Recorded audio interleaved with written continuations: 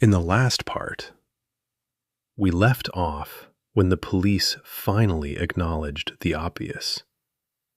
A serial killer was operating in the village of Tulane. 8 victims, 3 years, 0 suspects. Today is the story of how they searched for him, how they lost the trail, how he continued to kill while they were going in circles, and what ultimately gave him away.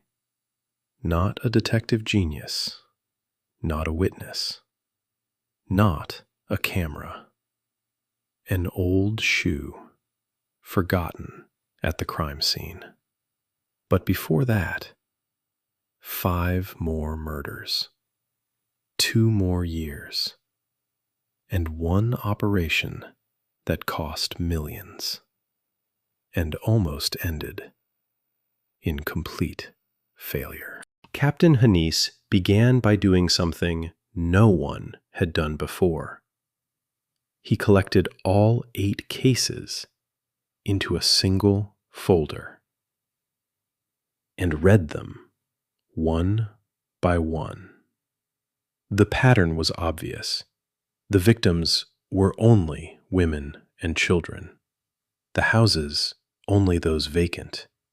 The time, only night. The weapon, an axe or a machete. And in all cases, there were no signs of forced entry. The door was either unlocked or opened from the inside. This meant only one thing. The killer knew these houses. He knew who lived where. He knew the routine. He was a local. Hanise consulted psychologists, profiling specialists. They confirmed it. Yes, serial killer. He operated according to a predetermined pattern. He most likely knew the victims. He likely worked in the village in a way that gave him access to the houses. Okay, so he was a local man, working as a laborer. How many like him were in the village? Dozens. A reward was offered. 250,000 rand, a huge sum in these parts, for any information that leads to an arrest. A week passed. A month. No one called. Either no one knew anything, or everyone knew and was afraid. Most likely, both.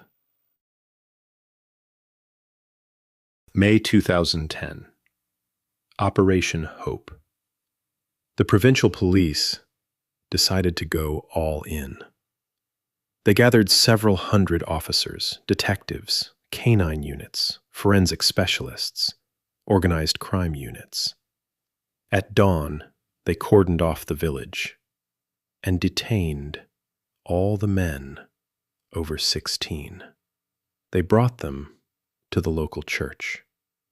Long rows of pews, police cars outside. Inside, DNA kits. They took a saliva swab from everyone. They took fingerprints from everyone. Hundreds of people. Fathers, brothers, neighbors. Some were confused. Some were angry. Most were silent. Bulinani Mabai was there too. He sat in line. He waited his turn. He stepped forward. They took the saliva.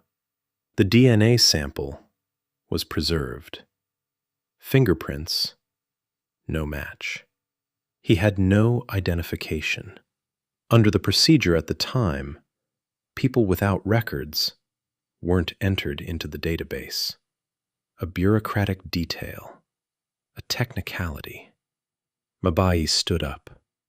He walked out of the church, sat down in the shade of a tree. A few minutes later, he was already home, and his DNA sample lay in a numbered bag among hundreds of others, untested, unmatched, unnoticed. The police didn't know who they had just released. He did. While the police were sorting through hundreds of DNA samples and compiling databases, Mabayi continued. June 2010. Sinazo Mbeki and her 2 grandchildren. 3 in one night. November 2010. Another victim. April 2011. More. 5 murders since Operation Hope. 5 while investigators looked the other way. The village was no longer just afraid. It was panicking. Women left their homes at nightfall. Some moved to relatives in the city. Those who stayed slept together. 5, 6 at a time, locked inside. Nomfundiso, the activist who ran the crisis center, later testified in court. Women in their 70s came. They came with their grandchildren in their arms. They lay down on mattresses on the floor and stayed awake until morning, listening to every sound. And in the morning, they returned home, fed the cattle, made breakfast, sent the children to school, and waited for evening. They lived like this for years. And all this time, Mabayi lived just a few meters away from the crisis center. He saw the women who came there to sleep. He knew which houses were empty, and he chose his next target. August 2012. Mabayi is back in business. Nopumzile Florence Lubambo, murdered that same night in the same manner. But this time, something went wrong. He was in a hurry, or distracted, or simply didn't notice. When he left home, he left something at the crime scene. A shoe. One shoe. Old, worn, ordinary. Investigators found it, photographed it, and entered it into a report.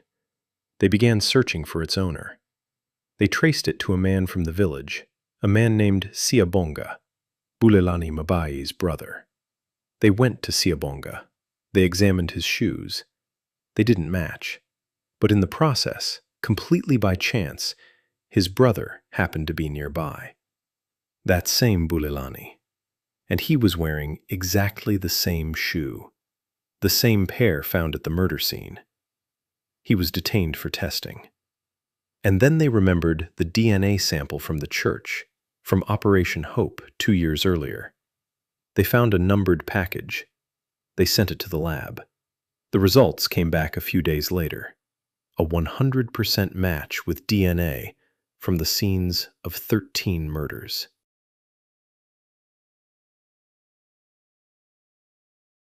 He was asleep, not on the run, not in another city, in a stranger's house, right in the same village he had terrorized for 5 years. They took him without resistance. He didn't scream. He didn't deny it.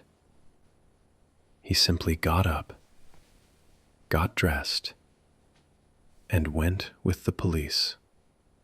Bulelani Mabayi, 37 years old, a worker, a neighbor, the man who was offered tea in the houses he later destroyed. Captain Canis would later say in an interview, "When he was arrested, it was a huge relief. Now I can retire with a clear conscience." And he laughed. The laughter of a man who had lived with this case for 2 years, who had seen the crime scene photographs, who knew the names of all 20 victims by heart. The village learned about the arrest quickly. In small places, news travels fast. Women came out into the streets. They hugged. Some cried. But there was no joy. There was something else. Relief, fatigue, and a question everyone was asking. Why did it take so long? The court had to answer that question. In the next part, the courtroom, 36 charges, and the man who quietly uttered guilty to each one. The end of part 2. If you don't want to miss part 3, subscribe and click the bell. Leave comments.